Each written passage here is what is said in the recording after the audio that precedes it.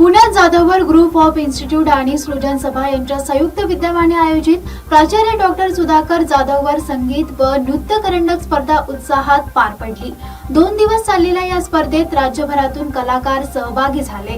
नमस्कार, मी अनुष्का। लोकतंत्र मिररमध्ये आपलं स्वागत आहे। आज आपण जाधवर एज्युकेशनल कॅम्पसमध्ये आलो आहोत। तर आज इथे प्राचार्य डॉक्टर सुधाकर जाधवर नृत्य व संगीत करंडक अशा स्पर्धा आयोजित करण्यात आल्या। पहिला डॉक्टर सुधाकरराव जाधवर संगीत व नृत्य करंडक हा आपण चालू केलेला आहे। मागील 8 वर्षापासून जाधवर करंडक आपण करत होतो।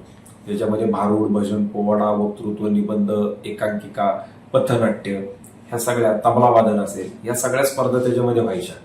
आणि कुठंतरी आम्हाला असं वाटत होतं की नृत्य आणि गायन या 2 स्पर्धा आमच्याकडनं कुठंतरी ते सुटत आहेत आणि म्हणून आपण या वर्षी त्या घेतल्या।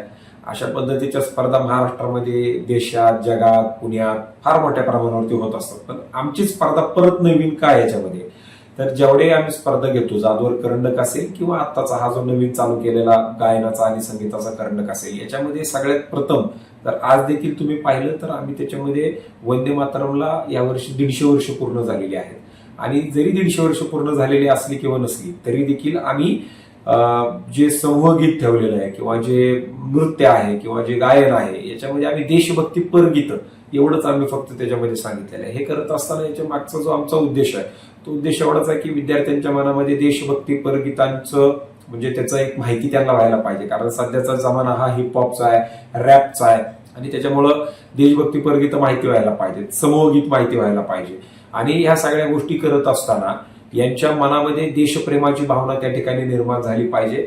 आणि ही निर्माण करण्यासाठी म्हणून या स्पर्धेचं फार मोठ्या प्रमाणावरती अनन्यसाधारण असं महत्व आहे। खरं तर आम्ही ही स्पर्धा सुरू करण्याच्या पाठी आमचा विचार आहे की आता हल्ली जे व्यक्तिमत्व विकास म्हणजे पर्सनॅलिटी डेव्हलपमेंट म्हणून जे क्लासेस सुरू होतात, आम्ही जेव्हा लहान होतो तेव्हा आम्ही आमच्या स्पर्धांमधनंच आमचा तो व्यक्तिमत्व विकास होत गेला आणि त्याच्यामुळे आज आता माझं शास्त्रीय संगीतात काम करणारं एक चांगलं प्रोडक्शन आहे। आणि आम्ही मुलांमध्ये बघताना आम्ही मुलांचा सर्वांगीण विकास या स्पर्धेतून व्हावा हाच आमचा त्याचा मागचा उद्देश आहे।